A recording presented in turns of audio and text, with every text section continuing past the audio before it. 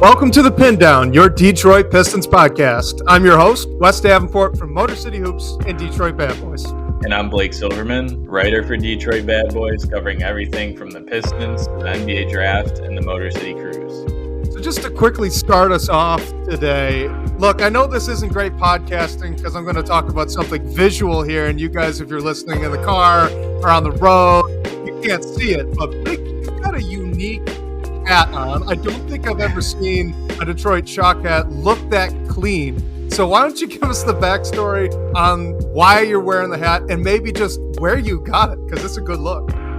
Yeah, this is actually a new hat. Lids did a drop. Shout out to the company's called Made for the W. They just released a bunch of WNBA hats of teams that have won championships in the past. So obviously the Detroit Shock there. And so shout out to them. And the Shock were actually in the news yesterday. There was some reporting that the Pistons are trying to talk to the WNBA on potentially bringing the Shock back. So I figured it was a little bit timely. And honestly, it's just my favorite hat right now. Not sure if the Shock will come back at least immediately, but personally, I'm hoping for it. I cover the WNBA as well, so that would be great for me. I'd probably have to give up the hat because that's not super professional covering the team, but fingers crossed, one day the Shock will be back. And you wrote a while ago, I think, an article just kind of chronicling, I guess, the Shock's rise to dominance there. Do you want to give a little quick plug for that one too? Yeah. It was. Thank you. It was actually something I wrote last year around like the 20th anniversary of the 03 championship team. That team was like the only, or I think they're still the only, but definitely the first team in American professional sports to have the worst record in the league and then turn around to win the championship the next year. I don't think it's been done since then, so that's not great news for the Pistons, but yeah, obviously the Shock had a crazy run. Still super bummed that they're not around anymore. But one day they'll be back, and the WNBA is expanding like crazy. And Detroit should be on that list. I'm gonna push for it all I can. I know there's a bunch of cities that are, but Detroit has as good a say as any. The Shock still have the top two most attended games in WNBA history, like attendance wise. So I think that's a pretty good pitch if I ever had a hand in it. And that wraps up this episode of the Detroit Shock podcast. We'll move on to some Pistons questions now because, guys, we got a lot of them, even a few voicemails. Finally, I got to throw a little party there. It was a couple weeks. We've been waiting patiently, but a couple of people actually took advantage, left us a voicemail message with the question in it, and we will get to those in a second. But let's just start here. This is from our live audience. This is from Kenneth Clay. He just wants to know, is Trajan Langdon going to clean house? And we've kind of talked about it a little bit in the past episode, but let's hit on it again. What do you think? Is he cleaning house? What's your crystal ball say about Troy Weaver and Monty Williams? Yeah, I'm still a little bit in the same camp that I was last week. I think the most likely, or where I'm leaning right now, is I think Troy is likely gone. I just don't it's a strange situation. I don't know if there's room for him unless he's cool with just like being in the front office doing scouting stuff, but that's an uncomfortable situation. And Monty is still 50-50 for me. I can see him getting another year, but I could also see Trajan wanting to just fully start over. Maybe he doesn't think that Monty is the right coach. And at that point, all the reporting has said that Gores is okay with eating his contract. So at that point, cut your losses, go and bring in someone who you think is better suited to lead this franchise forward. But I don't know. At this point, Monty is still a toss-up for me. But I wouldn't be surprised one way or the other, but I definitely think that Troy is likely not returning. Yeah, I'm with you on both of those. And this was brought up by Keith Smith on the most recent episode of the Pistons Pulse. And I thought it was a really good point. I hadn't really thought about it too much previously, but he mentioned that when you're making that coaching decision, it it kind of shows the hand of what the front office is going to try to do this offseason and into next season. Because Monty Williams is a coach who's had a lot of success with relatively young teams that have veteran leadership and are more or less ready to compete on some level. Whereas he really hasn't had much experience outside of this past season with just a pure kind of tanking situation where the bottom fell out and there's no telling how far down it would go. So if they keep Monty Williams around, that might signal that they are going to try and be quite a bit more competitive next season. They'll be a little bit more aggressive in the offseason to improve the roster, bring in more veterans, up the talent level, right, of this team immediately. Whereas if they do decide to move on from Monty Williams, it might indicate that they're looking a little bit more long term, right? They want a younger coach to come in, kind of guide these guys up into a position where they can really, grow and contend in the future, not right away. And I thought that was an interesting point. I do agree with it. I don't know which way that's going to go. I'm still thinking, maybe 60-40 instead of 50-50 where Monty stays. But to me right now, this is going to be the most interesting part of the offseason, and it's got to happen fast, too. So we'll see. Yeah, I think another element of it for me is just the like you want to give your young guys, your young team some form of consistency, whether that consistency is having Monty Williams continue as their coach for at least one more season or bringing in a new coach. Like I think if you bring in a new coach, you have to commit to him for at least 2 seasons. I know the head coaching cycle in the NBA is much more Maybe like fluid a than 7-year contract or something like that. I don't know about that, but man, like ideally, this coach would be around for the long haul. Like I, I said, at least two. That's even. I feel like it should be at least three because if Cade Cunningham has three coaches in his first 4 years, like you don't want it to be four in his first 5 or 6 or whatever it might be. So I think the name whoever you bring in has to be someone that you're pretty confident in. And if you're not super confident, maybe you do just hold out, see what the head coaching cycle looks like next year, give you another year to evaluate Monty. I know like this year did not go anything close to good for Monty. So that has to be evaluated.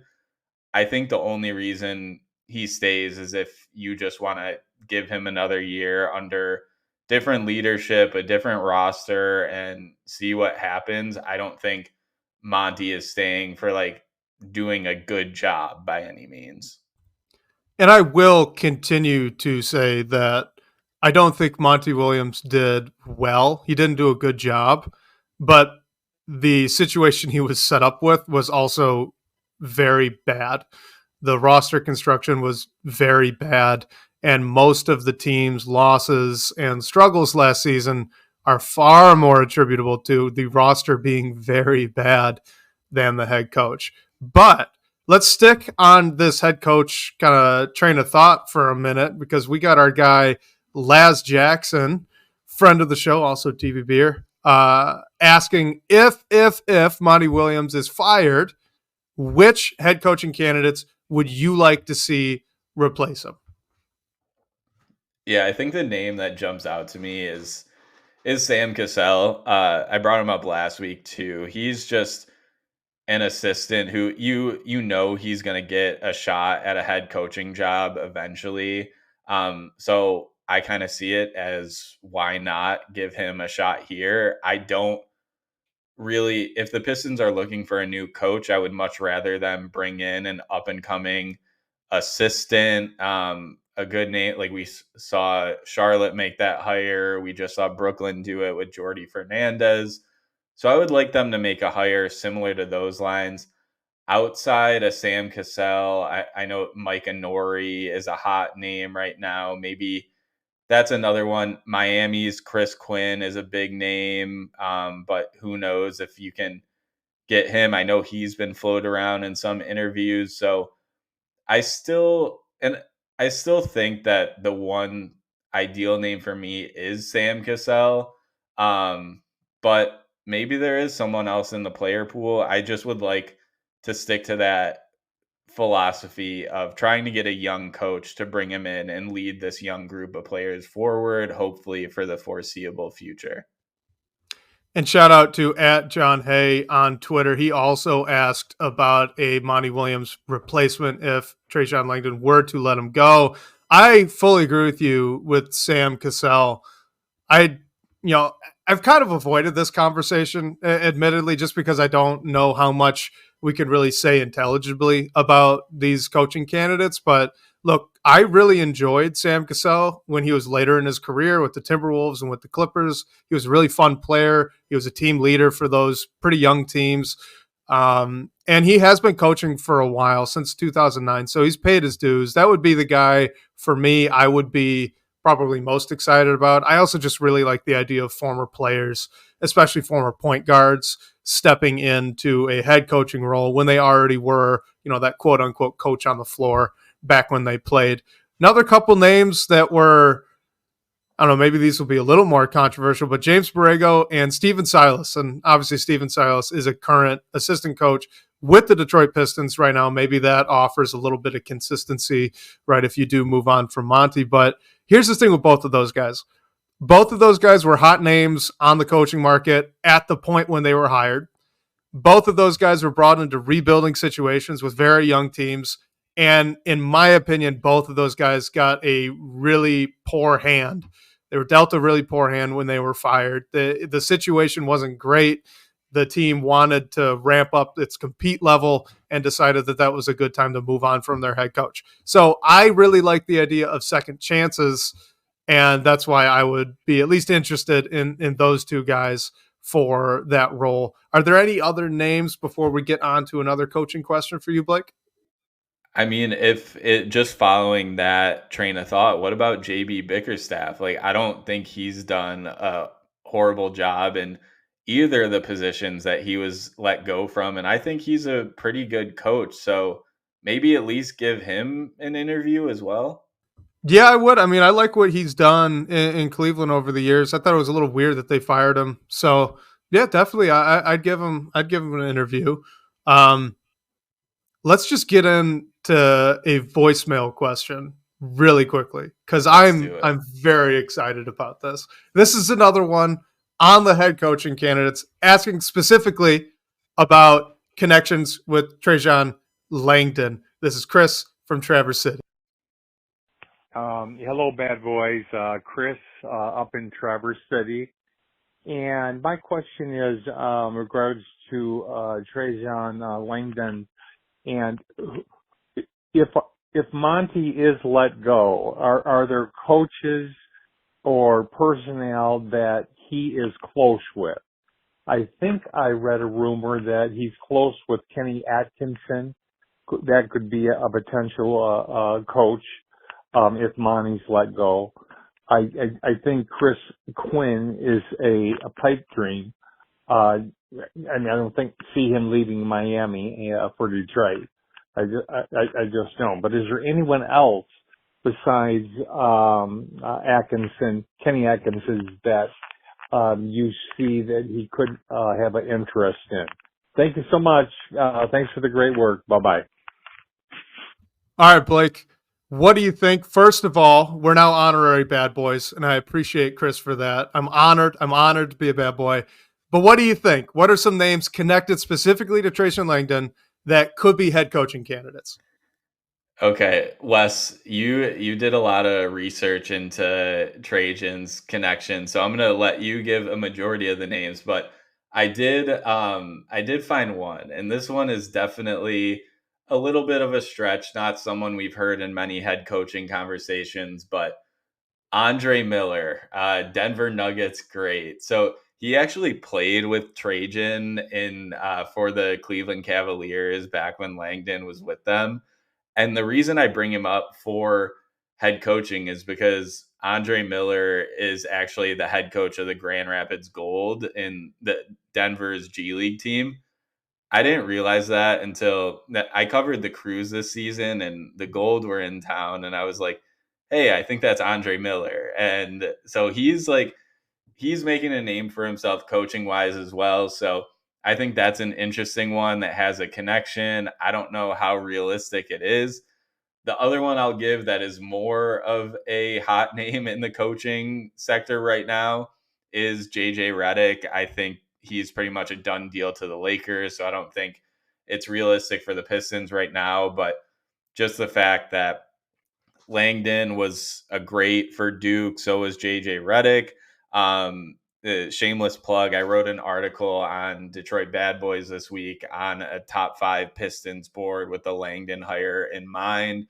And one name I looped into that was a little bit of a stretch was Jared McCain, just because he's a great shooter. I think one of the best shooters in this class. Also, obviously, went to Duke, like Trajan Langdon. So that's the JJ Redick is like another connection I'll give just because of the Duke thing. Don't know how realistic it is. I think I like the Andre Miller name. I pulled up more, but Wes, you pulled up a few names as well. So I'll let you run with it. Well, first, who's this JJ Redick guy? Are you talking about who one unnamed source for the Lakers called the next Pat Riley by chance? Is that who JJ Redick is to you? I don't Oh know. yes, that JJ Redick. Podcast. So I mean, we could be the coach with those credentials. But anyway, let's go and look at some Nets connections from back in the day. The easy one, well, that wasn't a Nets connection, but I think we could just throw right out there was Jason Collins, guy that was considered last go around before they hired Monty Williams in Detroit. Current Pelicans assistant Jaron Collins. That's right. Thank you. Again, was considered last year. Didn't get the job, but is a Pelicans assistant, obviously under Trajan Langdon. Some other names, Jacques Vaughn was released halfway through the season with the Nets. He was actually an assistant coach with the Nets when Langdon was with the G League Nets team. So there's probably some connection there. Speaking of guys that kind of got the short end of a stick there when they were fired, Jacques Vaughn definitely applies to that. Some former players that I thought were at least kind of interesting. Jared Dudley. I don't know if he'd really be up for a head coaching job already, but he's currently a Mavs assistant, and he was on those Nets teams when Langdon was involved.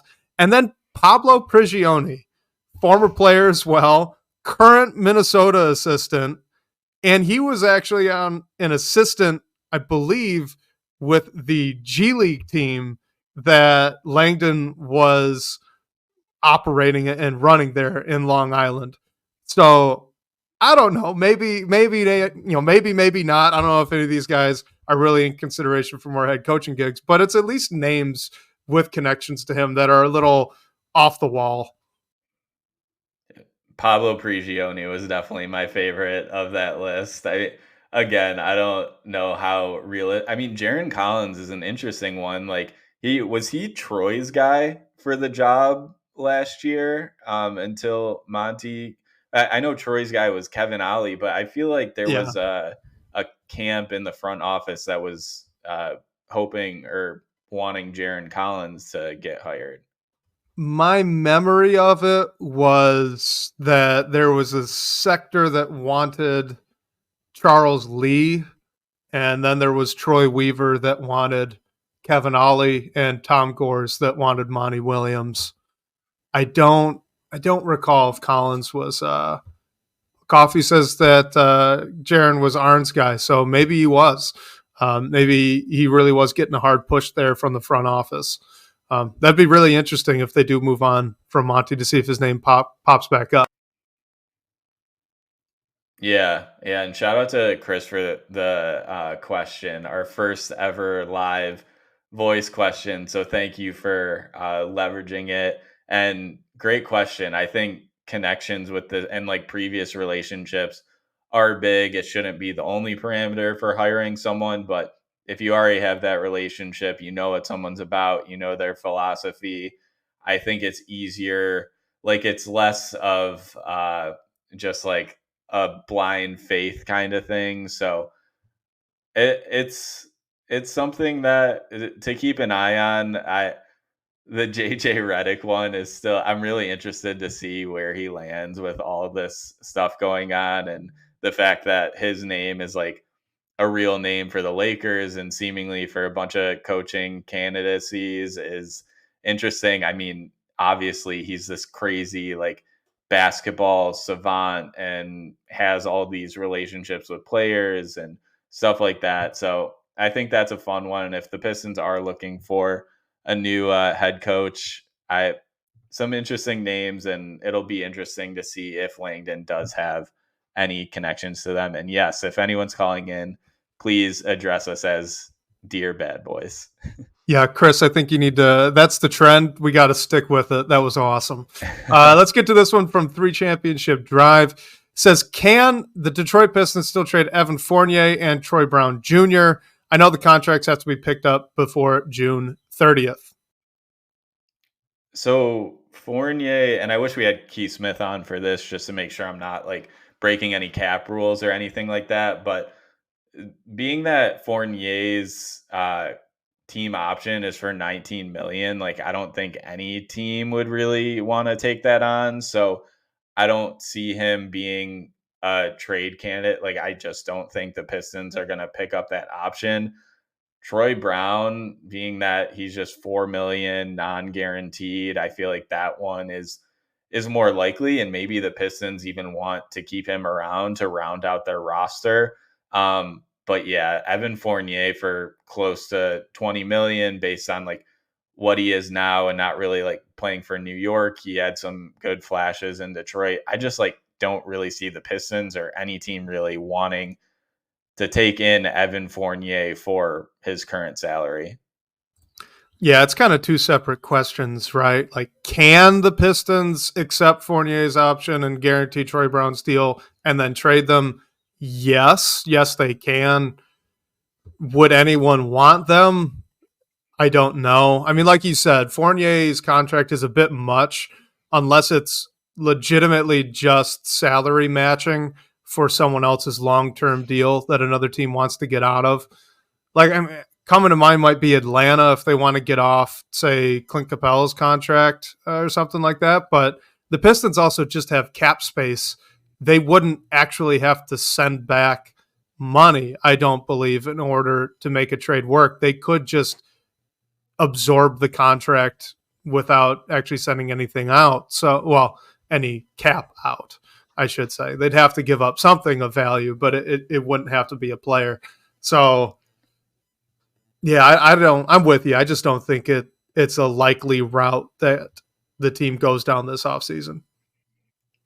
Yeah, and I think Fournier specifically, like I think the Pistons would have to give up assets for some team to take him on. And I mean, I don't think the Pistons are in any position to do that. Like they don't have to. So there's really not a point to include, like his team option is just for one more year. So it's not the end of the world if another team takes him on, like they want to bring him in, but still it's just a lot of money for what he is when you don't have to pay him that based on his contract. Right. And that's kind of the thing, right? Like, usually if you had a guy like Fournier and he was going to make $20 million or $19 million, you would want potentially to give up something to get off that deal so that you'd have the cap space to utilize. But the Pistons could just decline the option and then it goes away. He's a free agent and they wipe their hands clean of the contract. So there's really no reason, unless someone else wanted Fournier's contract to be $19 million expiring in a trade deal. And you would have to know that before actually picking up the option. Otherwise, it wouldn't make sense. And even that feels like a pretty big stretch. All right, let's get to this one here from KCP for 3, and it's through in the DBB comments. And actually, why don't you shout out KCP for 3 really quickly, because we got kind of a wild story. I think you met him, right? Yeah. KCP for 3 is, I mean, he's always been our guy, but he's especially my guy. I'm doing this like NBA draft class just to learn a little bit more about like scouting and get into like more of that front office mindset. And turns out KCP for 3 is in the class as well. And we're actually like working together on some stuff. So it's fun. My guy, I will see you in our Slack channels and in class next week. And thank you for always supporting and for the questions and everything. Crazy small world. Crazy small world. Yeah. All right, let's get to his question here because he wants to know. There was a lot more into this. He had a full pitch for the guy we're about to mention. I shortened it all down because, look, we got a character limit. I couldn't fit it in. I apologize, KCP for 3. But basically, here's the gist of the question. Why not Kyle Filipowski at 5? Yeah, I think it's defense. And I don't know if I would be outraged if, I mean, I feel like the majority of Pistons fans would probably be outraged if we took Kyle Filipowski at 5. But I think because like bigs who can stretch the floor, can make plays, can move the way he does, has the touch, like those don't grow on trees. It's an archetype that you want to bring in.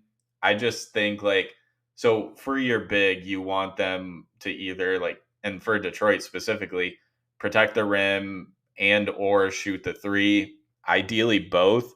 I think with Filipowski, you're getting the shooting, so you need a defensive big man to really like back that up, and just someone to put alongside him, especially as he develops and everything. Also, he doesn't have crazy length or anything like that, so I think there's just other prospects that you can make more of a pitch for at 5.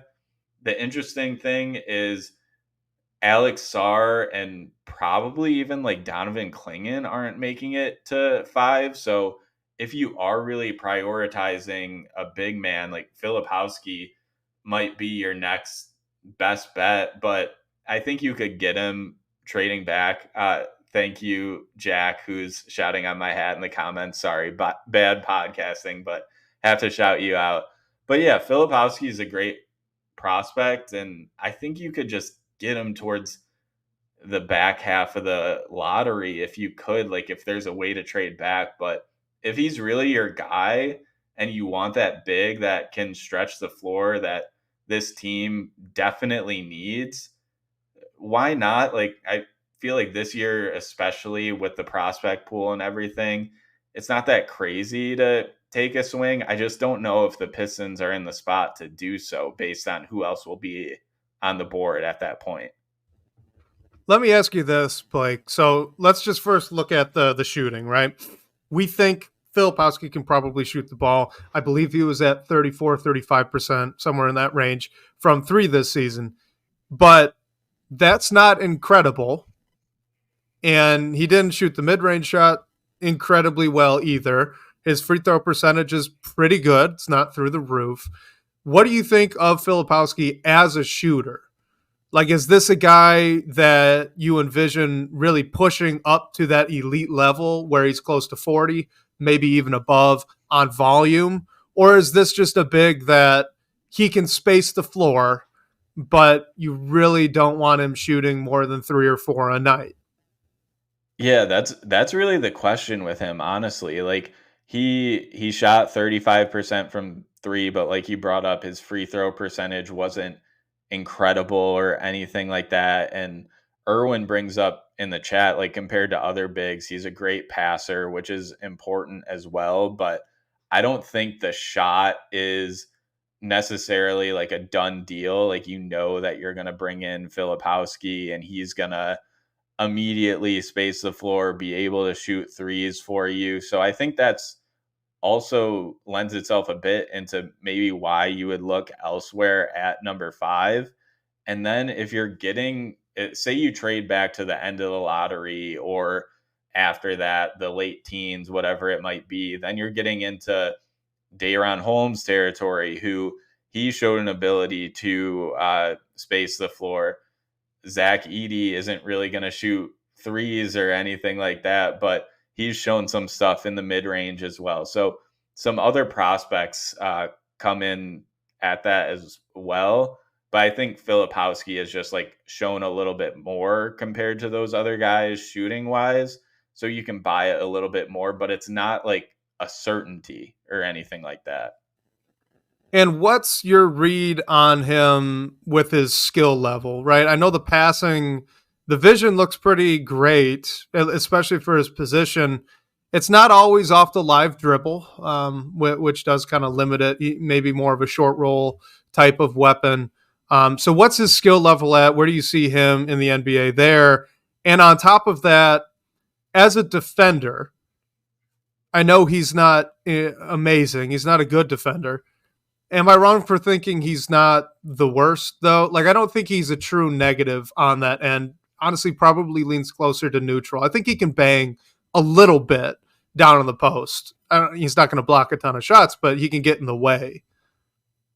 Yeah, I don't defensively, you're right. I don't think he's a horrible defender by any means. I just think there are other big prospects who have shown like better stuff. Like you can even look to an E Missy who's not going to stretch the floor, but he's definitely going to play defense for you.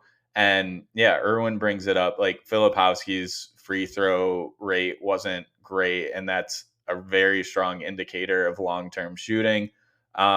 So I think Filipowski can play a role immediately, but I think he might even be better suited toward a contender. Like I see him mocked to OKC a lot to be their big off the bench that sort of fits the playing style that they go for. And Irwin also brings up Tyler Smith. Like I buy his shot a lot more than Filipowski's, but Tyler Smith has some work to do defensively as well. So while I definitely don't think that Filipowski is like a molded finished product on day one or anything like that. I think the most likely outcome for him is he's probably that league average 3-point shooter, and you don't know how many attempts he's doing that on, but that can be pretty good for a big, and it's not something that the Pistons have. Yeah, and this isn't necessarily like a straight player comp for like the type of guy that Filipowski can be, because I like him more than the player I'm about to name. But think back to when Mike Muscala was in Detroit, that role that he played where it was, mid to low 30s from three, good one more passer, pretty good out of the short roll, could spend some minutes at the four, held up okay defensively, was a good communicator, and was a pretty solid rebounder. Like that's more or less the archetype of player that you're getting out of Flip. And I really like him, but I'm with you. Long term, he's probably one of those guys that borders on being a starter, being a backup. For Detroit, I mean, he's a great fit next to Cade with the floor spacing he can offer. But again, like we said, it's not incredible. He's not going to be, Chet out there firing from really deep and shooting an incredible percentage with it over big time volume. So yeah, I just not at 5, though I do really like him. Any final thoughts on Flip?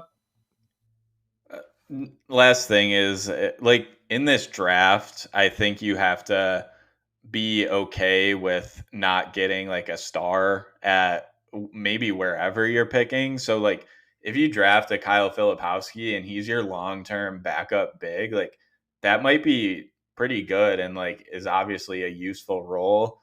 The Pistons debatably already have that in Isaiah Stewart though, so maybe you want to go for a different role, but I do think he'll be a good player wherever he lands. And like if I was getting him somewhere between like 12 to 15 to 17 or whatever the range is, I'm pretty excited. I just think there's more upside at number 5, I would say.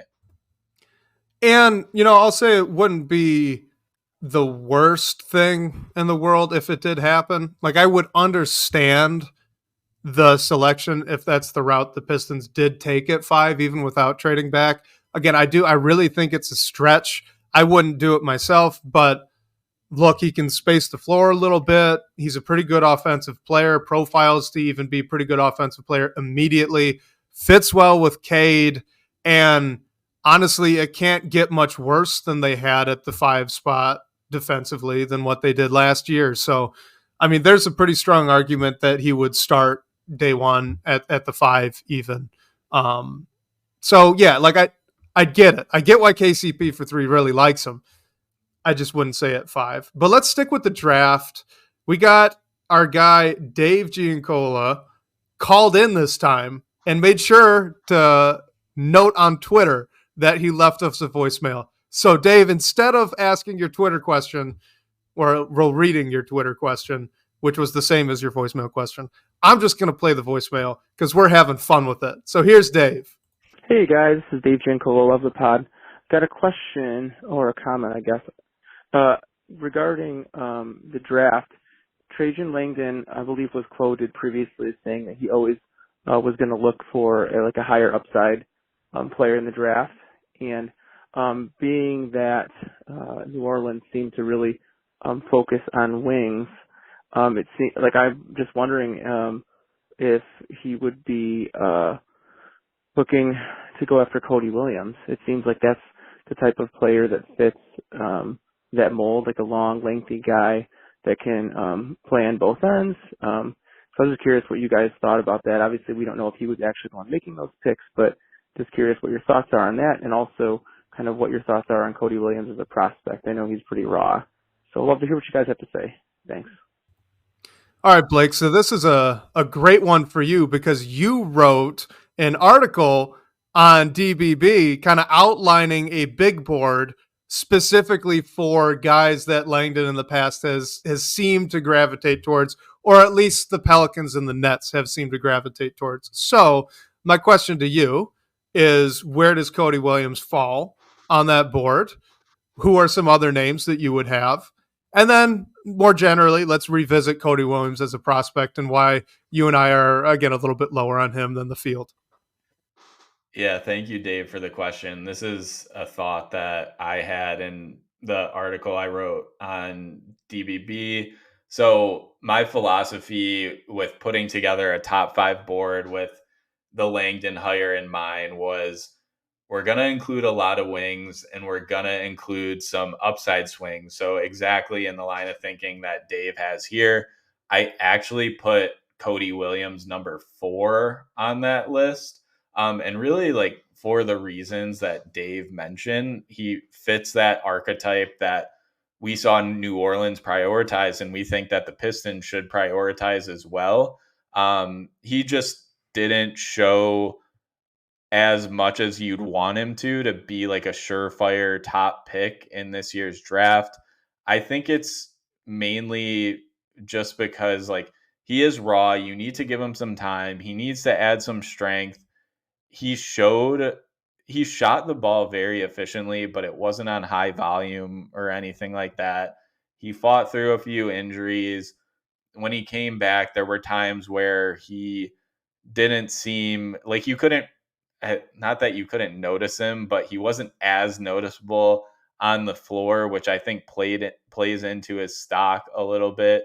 But he has the length, he has the size that really fits the ideal, like, quote unquote 3-and-D archetype that we all love to use a lot. I just think it's more of like an upside swing than even a Ron Holland, who I had higher on the board just because I think he showed a little bit more. Ron Holland has his own, like, things you can say about him and maybe reasons he should or shouldn't be the pick. But Cody, I just think when you draft him, there has to be an understanding that he needs some time, and I'm not really sure that the Pistons are in that spot to necessarily give it to him. They might be if Langdon comes in and says, "Hey, this thing is going to need time." Cody Williams is a guy who can really be one of our top contributors a few years down the road, and we want to get him in house to add some of that strength, get some of that additional playing experience, round out his shot. He has great touch near the rim. So with the Langdon hire in mind, Cody Williams is a bit up on my board for the Pistons based on like what Dave brought up here. But still, like I would rather like if Zachary Risachet is on the board, I would definitely go for that because I think he could impact more immediately. But Cody like might he has a very good chance to be a good player. Just I don't think you're going to see that as immediately. The one thing that's been holding me back with Cody Williams, specifically to Trajan Langdon and the draft picks that his teams have made in the past, is actually the athletic ability. And that's not saying that Cody Williams is not a very good athlete. He is. He just doesn't always play like it. And I think you pair that with him being a willing but not great defender, and that Trey Murphy role is just not perfectly filled. Like that type of hyper athletic wing who can space the floor, who can do a little bit off the bounce, and is just a nuclear or close to level athlete. That's not Cody Williams. I think even Dyson Daniels plays like a far better athlete, and obviously he played like a much better defender as well than Cody Williams did. So the one name for me that really shot up my board was the one that you mentioned, and someone in the chat did too. I can't. Derek Brooks, our guy Derek Brooks, was Ron Holland. I think he does really fit that mold, even though I'm a little lower on him in general. He ticks a lot of those boxes. He's an incredible athlete. He plays like it. He defends with really high energy, and again, defends like he's a great athlete. And then, there is a little bit of potential there as a shooter. I think last time we talked about it, you brought up Dyson Daniels pretty directly for him as a guy where, the shot's a work in progress, but everything else kind of seems like there's a lot to work with. So, yeah, I would say Ron Holland is probably much higher than Cody Williams, as you listed it in your article. Yeah, and the one name, so I put the board was, and I excluded Alex Sarr because I think he's the one name I'm pretty certain won't be there at 5, but I had it listed as Risachet, Klingon. Both those guys could be off the board. And then Ron Holland, Cody Williams. And I put Jared McCain in there just because I was interested in the shot, the Duke connection and everything. Like that spot is a little fluid for me. You can definitely throw Reed Shepherd in there, a bunch of other names. The one name I mentioned had a really tough time leaving off is your guy Tijan Salon.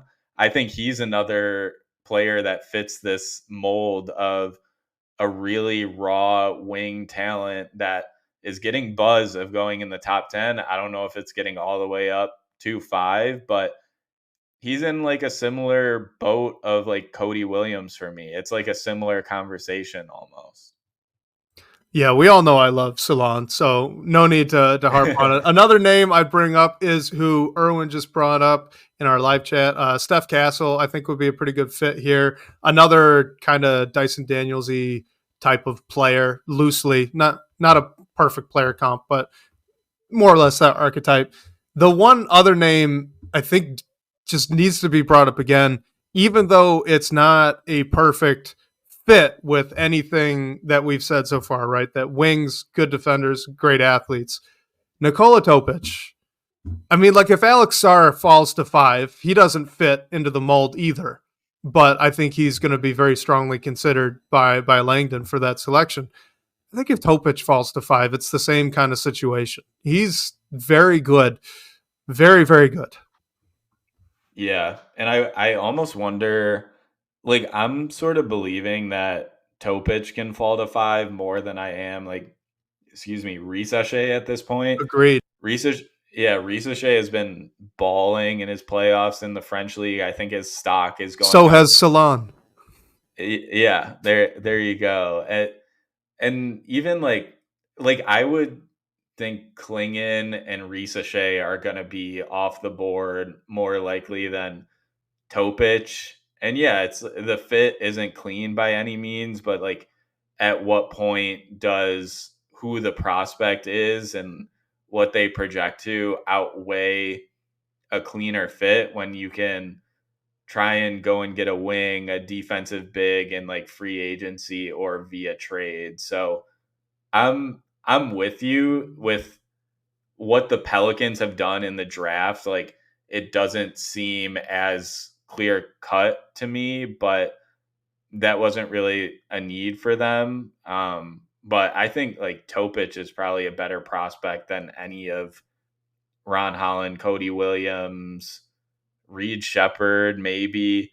So that'll be an interesting one if he's there at 5. I'm hoping he's not, just for the sake of the Pistons not having to make that decision. Yeah, and just quickly with the fit thing, I'm going to say it again. I know I said it before, but two guys that can handle the ball like that can play make like that, and that can operate out of the pick and roll as they both do, that fits very well together. All you have to do is incorporate some form of a motion type offense, put a pick and roll on one side, have the other ball handler sitting on the weak side, just play drive and kick. If you have Cade Cunningham on strong side, get a pick and roll going to the baseline. He kicks it out to Topic on the weak side. Now he's playing against the slanted floor on 4-on-3 or 5-on-4, like game over. And you can just keep that going on the drive and kick. So I love the fit, actually. I don't think it's a problem at all. But I also think, we could say the same thing about a guy like DeJounte Murray, who I know a lot of Pistons fans like as well. That falls into that same category. So if you like Murray, you'll like Topic. But anyway, let's go into another draft question here. We got kind of two of these. This is somewhat related, mostly on Jaden Ivey. So our guy, Just Football Academy in Australia, says, if we keep the draft pick, are we not just saying that we believe in that pick over a guy like Jalen Duren or Jaden Ivey? And in the DBB comments, this is baked over, he wants to know if Jaden Ivey is a long-term starting NBA player or a bench player. So these kind of loop in together. So how do you value that number 5 pick compared to specifically Jaden Ivey? And after these first 2 years, where are you at on Jaden's future role in the NBA? Yeah, I think I'm still in the camp. Whereas if you're grouping together your young pieces, young assets, if you want to call it a core or whatever it might be, and Cade, Asar Thompson, this 5th pick, Jaden Ivey, and Jalen Duren, I still think that you don't have to, but I think you should move on from at least one of them just for the sake of not having so much uncertainty on your team. So many guys that still need time to develop. You're not sure if they all necessarily fit together. This team has glaring needs, and you can use one of those pieces to bring in someone who fills a need that one of these guys don't. Ivy might be the piece that you're okay with moving on from if he does bring you a wing who can shoot the ball, draft picks down the road, rim protecting big, something like that. Ivy is tough for me because whether he's like a starter or a bench player, I think is very much based on his situation and who he's playing next to. He's shown times where he can shoot the ball. Other times he's went through tough stretches, which is okay. He was only in his second year. So I think he could be either or depending on the team he's on. Like, I think he could be a secondary off-ball scorer for you. Hopefully he shoots it a little bit better. But I could also see him, and maybe this is what Monty Williams is thinking. I think we all still don't really know like what was going on with bringing Jaden Ivey off the bench in favor of Killian Hayes. But I also do think he can be that guy who gets a bucket for you, can drive to the bucket and make things happen off the bench and lead a second unit. So I think where the Pistons are currently, like ideally he's in your starting lineup, but he needs to shoot the ball better to do so. But then if you like send him elsewhere, I could see it going either way. Like if he goes to a Brooklyn or even a Chicago, I think he should be a starter there. But if he goes to a team like, let's just say Utah, who's trying to make a step, I could see him working well off the bench there and being like a scorer for them in their second unit. Yeah, I completely agree. I mean, Ivy is a scorer first and foremost. I think that ought to be his role every single night. The thing with him coming off the bench, and we talked about this at the time, if we remember back all the way to the beginning of the season, like the issue with Ivy off the bench wasn't that he was coming off the bench, it was who was starting over him.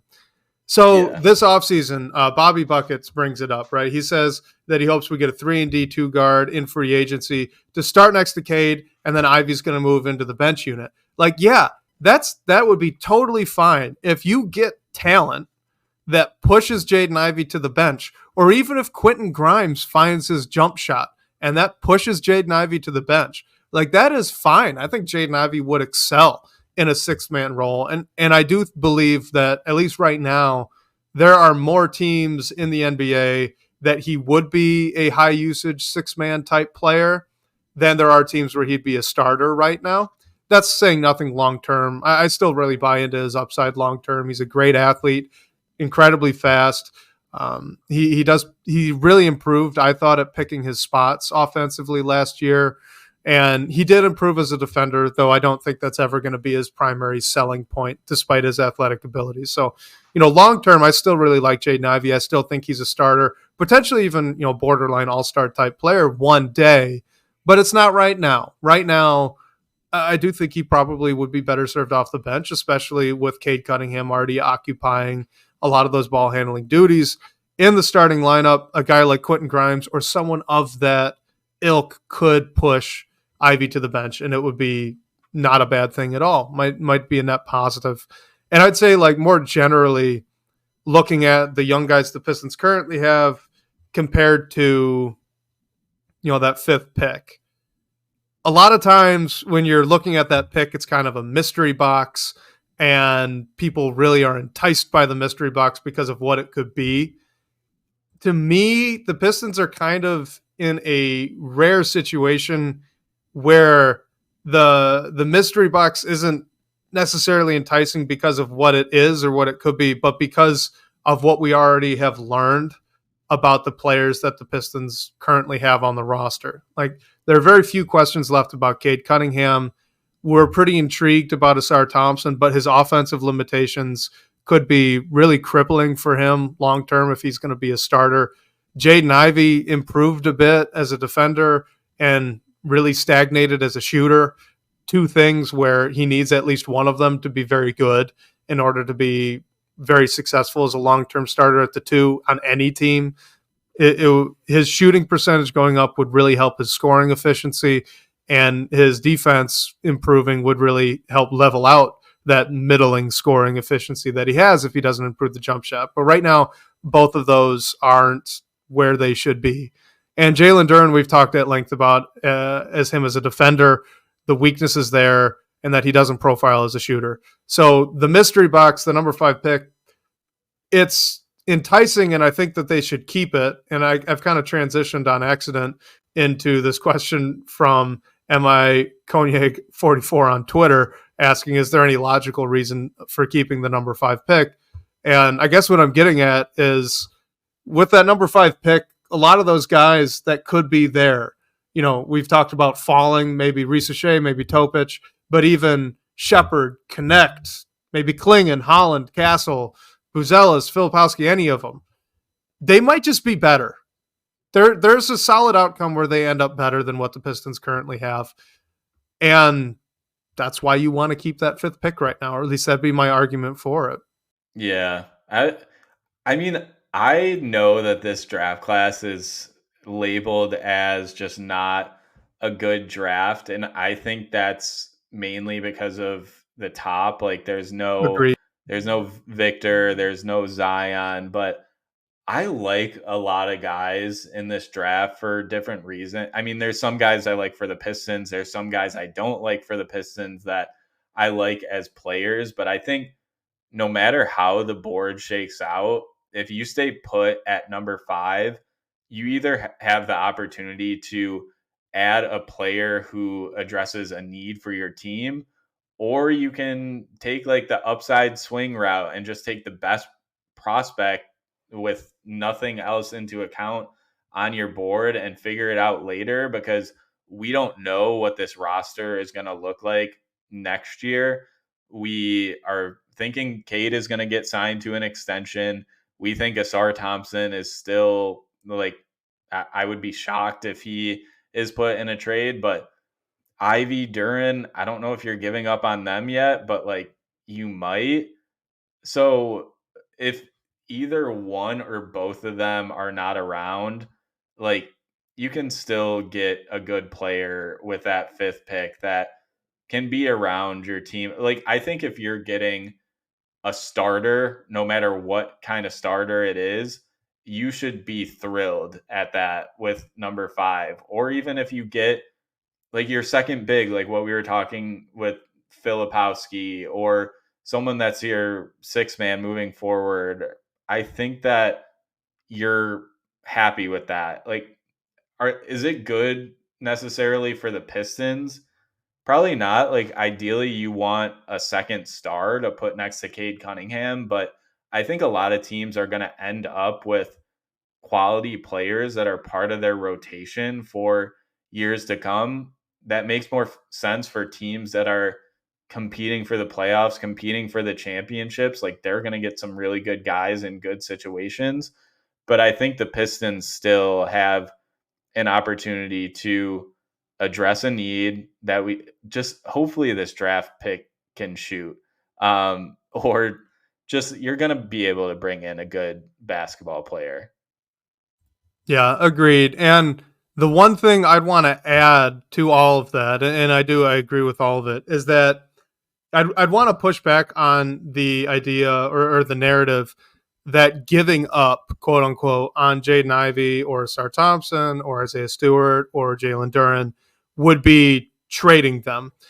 They could still be on the roster, and the Pistons could have still, quote unquote, given up on their future as a long-term starter, right? Like specifically looking at Ivy and Duran. Obviously, I'm much higher on Jaden Ivey's future potential. That is known. That I'm much lower on Duran's future potential. But Ivy's record isn't unimpeachable. He didn't have a perfect second year, and you could wave away that to context or not, right? We've talked previously on this podcast that right now, everybody on this team outside of Cade Cunningham needs to be viewed as a long-term bench player until they prove otherwise based on their own play in practice and in games. And that's just kind of the unfortunate reality of where this team is right now. So if any of those guys really do end up coming off the bench, like, okay, you draft Flip at 5 because you think he's your starting center for this upcoming season because he can space the floor and he's not a terrible defender. Well, that moves Duran to the bench, and that kind of signals, hey, we may have given up on Duran as a long-term starting piece, but we didn't trade him yet. And that's okay. Like, I don't think you have to move these young guys or move the pick. It doesn't necessarily have to be, I guess, that much of a trade-off, because you could move Sasser, you could move on from Stewart, who some people do and some people don't consider a young guy.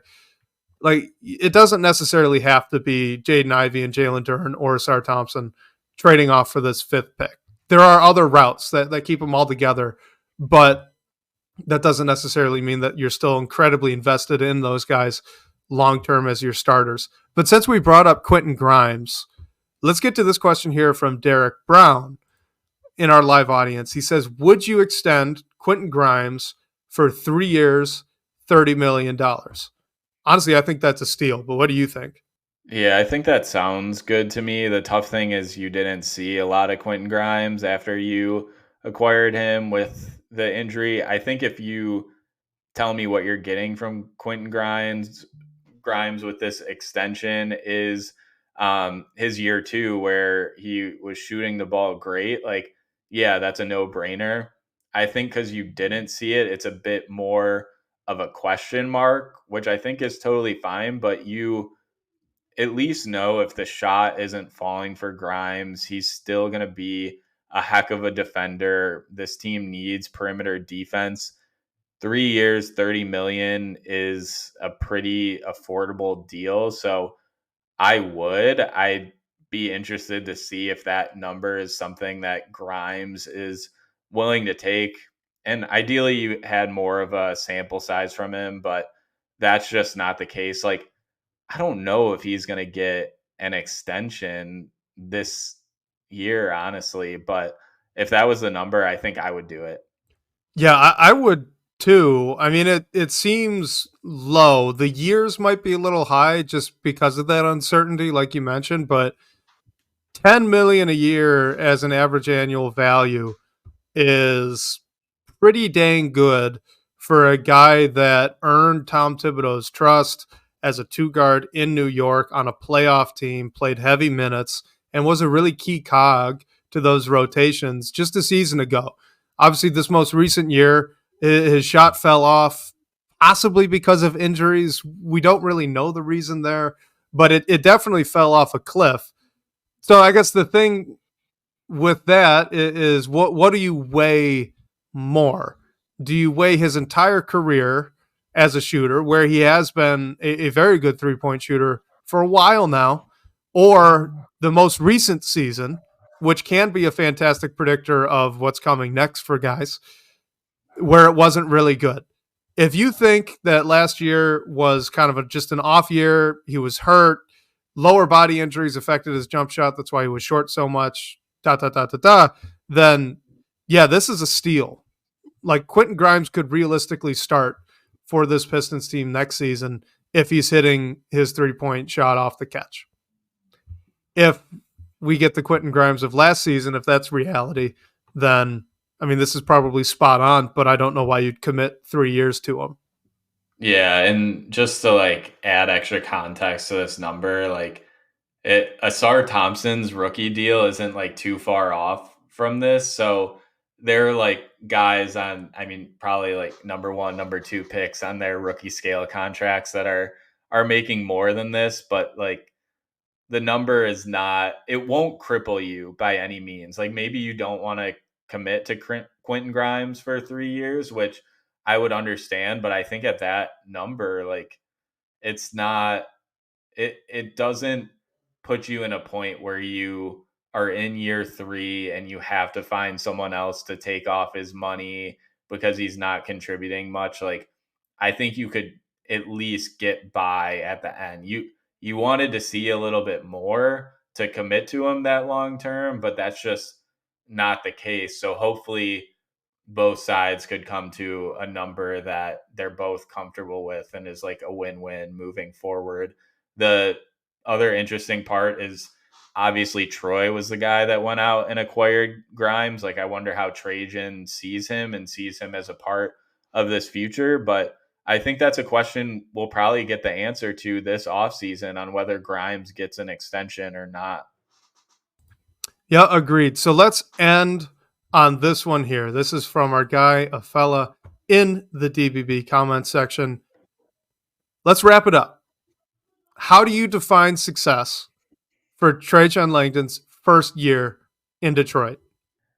This is a great question, and Wes, you brought this up last week when we were reacting to the hire. Like, we still haven't had his introductory press conference yet, so really interested to tune into that to see what he says. Hopefully, we get some insight into what his plan is, at least immediately, because I think if you get the sense that he thinks you need to rebuild this rebuild, you have to walk back your expectations a little bit, because the team isn't all of a sudden gonna jump into competing or add like 15 to 20 wins or whatever it might be. But if he's trying to add pieces around what they already have, like, I think that like 25 win mark should be, if you want to put a metric behind success, like, I would put it somewhere around there, maybe like plus a few if you want to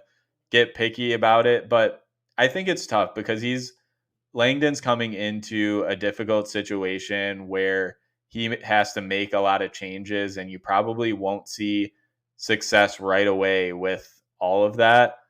But for me, it's just you need to show some sort of sense of building a logical roster that is suited for the modern NBA.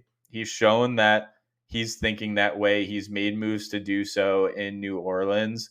And then hopefully that results in some more wins because man, if these guys stroll out there and win like 15 games next year, like what do you do then? I don't think that will happen.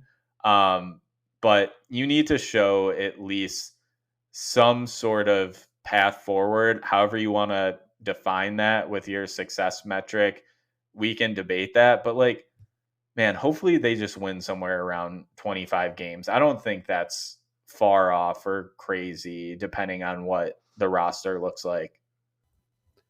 I am, unfortunately, about to wet blanket the number of games thing, only because our guy, friend of the show, Jack Kelly, last offseason, he went back and he looked at not only teams with the number one pick and what they did the following year, but also just teams that had the worst record in the league, what they did the following year. And long story short, it would be incredibly rare if the Pistons won 11 more games, double-digit more wins. I believe the number was 8. 8 was like a number that had been hit fairly frequently, enough where you think, okay, that's reasonable for a season-to-season improvement. But once you got over 10, 11, 12, what have you, it is sparse, few and far between. Very few teams have done it. That's not to say that the Pistons can't do it. That's just saying that if they did it, it would be a historical footnote for quite some time.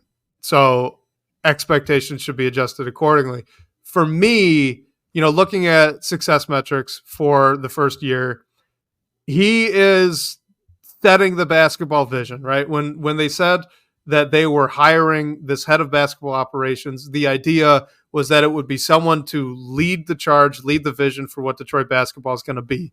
So what I would like to see is at least 10 players that could all play together on the court at some point in time. They all fit. We don't have the same situation as we did coming into last season where you had guys that could defend but not shoot and guys that could shoot but not defend. So you could either have a shooting lineup or a defense lineup, but you couldn't put out one that had both.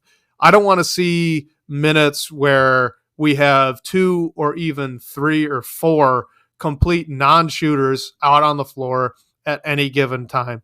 Like the roster, I get that some of that's on Monty Williams because of how he played the roster that he had, but a lot of that is on Troy Weaver and the roster that was built. Like Killian Hayes, Asar Thompson, and Jalen Duren all had the opportunity to start at one point in time. And that's as unacceptable on Weaver as it is on Monty. So that's the stuff I want gone. I don't really care how many games they win. I just want at least 10 players that fit and make sense. And you could see a vision moving forward into the future. And that's success to me because I don't know how much he could really do to deliver wins right away next season. Hey, the Detroit Shock went from worst to first to bring this episode full circle. Just kidding. That is not possible. But no, 60 wins, you say? That's the metric then?